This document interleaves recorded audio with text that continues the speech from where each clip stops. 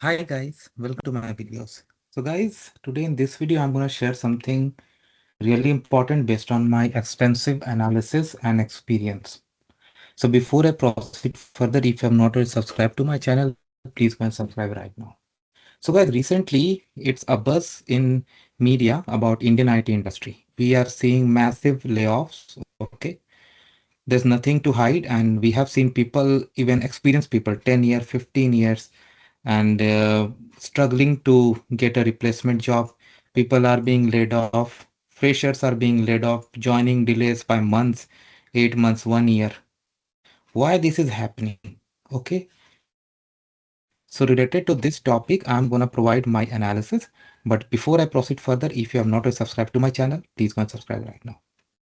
So guys, before we get into the details, we need to go to some time back to find out the root cause. So this is not something that has been started recently, but we need to go into late 90s and early 2000. Well, in my 17 years of experience, I have seen many things, and I'm going to tell you how all these are related. So in late 90s time, when during those days, internet was something that was evolving. We used to have so many cyber cafes, okay, in and around 2000, year 2000, and things were changing. All big organizations were coming online with their websites, and people were just getting familiar with internet. Email, other things were a new topic for the whole generation. A transition was going on, and at the same time, cell phone revolution also started. So people were coming out of landline phones and going into cell phone. During this time, if you remember, there was a problem, a world problem that was in the news everywhere, that was called Y2K in year 2000. Now, why this is important to discuss? Because this was the time when Indian IT industry just mushroomed and boom, coupled with some other events. So during Y2K, Indian technicians, they helped the world prove their proficiency in the service industry. When I say service industry, I mean to say using existing platforms, be it Java, .NET, or whatever, and use it towards achieving business success, solving client problems. So at this time, because of the rapid growth in communication, a lot of employers in Western world, be it US, UK, Australia, anywhere, they realize that something that they can get done by a highly skilled and very cheap workforce sitting in India, why not use this facility? And this was the moment when on-site offshore model started mushrooming. Because what used to happen, like they used to get some faces, those who used to work at their location, and behind them a team that is sitting thousands of miles away. And because of increased communication, internet, things can be delivered, things can be communicated. And at the same time, year around 2000, engineering colleges in India that provide BTech degrees, graduations, we saw a lot of them just surfaced overnight. I'll say like every city we saw more and more colleges coming and offering technical courses. And at the same time, because of this rapid demand, we used to read articles that in next 4, 5, 6 years in IT sector, 5 lakh, 6 lakh jobs will be available.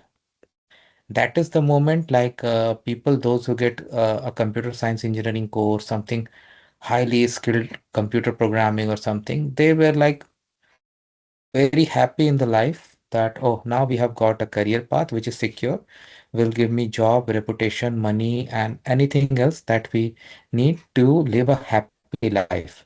And with on-site offshore model, a lot of professionals got the opportunity to work overseas too, and they got good exposure and money, of course. But this was the time too, I mean, this is the time too when the root cause of today's problem was established. How? I'm going to explain. At the same, while so the root cause lies with a very important reason why this model was adopted. Cost cutting, right? Cost cutting, pyramid structure. Okay. So during those days when these lot of, I mean, thousands of professionals were getting into this industry, what are the tasks they were doing in this service industry? Data entry, report preparation, service desk. Okay. Service desk. Of course, there were development, testing, and other things too. And but the number of people, if you compare in this admin roles, was much higher than developers and high skilled, right? That's where the problem be. So now in today's world, we have in all our industries, in all our teams, there is a colleague that we cannot see, doesn't need any payment, doesn't need any time off, but is much more efficient than all of us. This is called AI. It is sitting in all teams, okay? And a trained AI program can do your job much faster than you can even imagine. If you are going to take 2 days for detailed analysis of a situation and prepare the report, AI is going to do it in few seconds. So there is no match in about it. So that means these jobs, those were not skilled and were just given based on the cost cutting, like data entry, report preparation, and other things. Do we really need workforce for those? Absolutely not, because AI can like read data even from images and put in the system right away. So people, those who had like 10 years, 15 years of experience managing service desk, managing clients, managing help desk, their jobs are becoming obsolete and their skills are becoming now burden on the company. Something that used to be an asset for the company are now becoming burden. And that is why we are seeing multiple layoffs. Even experienced people are going through multiple job interview rounds because that's the reality. Okay. Coming to the freshers. Well, recently news about Infosys firing freshers during training. This is not something I have seen this 17 years before also. Okay. And I have made other videos about this also. But according to the people, this is happening more and more and things are becoming tougher. One major reason for this is what? Abundance of supply and less in demand. Now, 14 to 15 lakh number of graduates are eligible to get into IT industry because of their higher degrees, BTech and PE, whatever you say, every year. Do we have these many positions? Of course, no. So that means for every position, there is a stiff, tough competition. And that is the reason, like in last 10 years, fresher salaries have gone slightly up, not significantly.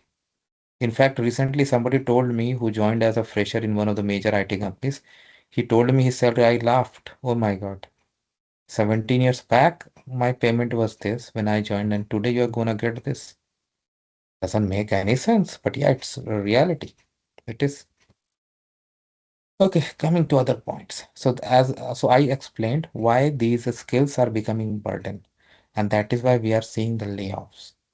Same thing goes for freshers too, like skill development. Like IT is going through a phase change because of AI.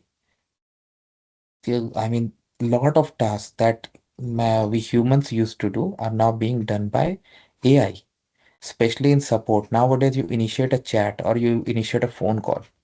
First layer is through AI, right? In almost all organizations. And if nothing can be done by AI or if you have a very tough problem, then only it goes to human, right? So that means the first layer, L1 support, in most of the cases, it's like it's hard to find a job in L1 support nowadays, to be honest, everywhere. This is the reality, and all sectors, not just in IT, because IT indirectly or directly impacts other sectors too. And a major example I would tell you, like when I had joined 17 years back, there were few IT roles that were high in demand, but nowadays it's not. For example, DBA, database administrators, somebody managing databases or hardware guys. Like there were so many demands. Even during 2008 recession, I have seen people getting calls for hardware requirement because hardware everyone needs, right? If you have applications running on servers, in order to maintain those servers, you need hardware, guys. I have seen like support teams where multiple people used to do log clearance, server space addition, those things. But all of them are automated nowadays. You don't need cloud computing is there. Even on-premise data centers are vanishing nowadays. You don't need hardware engineers working on premises. Things are moving to cloud. Okay. They are in data center somewhere else and they don't need same number of people. So there's another hit in the number of job positions required. And then uh, the problem skills. Now, for some people, losing a job saying this is pretty simple. But in reality, only those who go through this, they can imagine how bad it is. Because when somebody loses their job, it's not just an impact on the employee, it's an impact on their family, everything. Like with your salary, you might be paying your home EMI, your kids' school fee, some expenses of your wife, your parents' medicines, so many needs we all have even in our personal life. And without job, we cannot even uh, imagine these things. This is the reason, like there was a term, I don't want to use that term. Somebody said like overburden. I will use simple terms, overburden, like why employees are so many, employees are expected to work so many additional hours. This is the reason because there's so much of workforce available and AI is replacing a lot of them that people are really scared to complain because nobody wants to get replaced nowadays. Once you get replaced, where are you gonna go? Where are you gonna find a job? And corporate world knows this better than you. Something this was planned in their mind years ago, and you are seeing the impact now. So does it mean the Indian IT industry is dead or it's gonna be dead? No, definitely not. But we need to understand that the phase change is going on, and down the line there'll be more. So what we are supposed to do at this time is upgrade our skills. Upgrade your skills. If you're not upgrading your skills, remember AI is training itself faster than you can anticipate. So either you go on top of AI and learn some new skills that are required to manage AI, or else just wait. It's gonna replace your job. I might be very harsh, but I'm telling you the reality. I don't wanna sugarcoat anything. So upgrade your skills, guys. We need to come out of this service-based mindset to product-based. We need to design our own product, our own skills, so that not just using someone else developed systems, we should have our own systems. We should develop our own systems. Then we can have a very rewarding career in this industry. That's what I wanted to say, guys. Let me know what you feel about it. Thanks for watching this video and please subscribe to the channel. Thank you.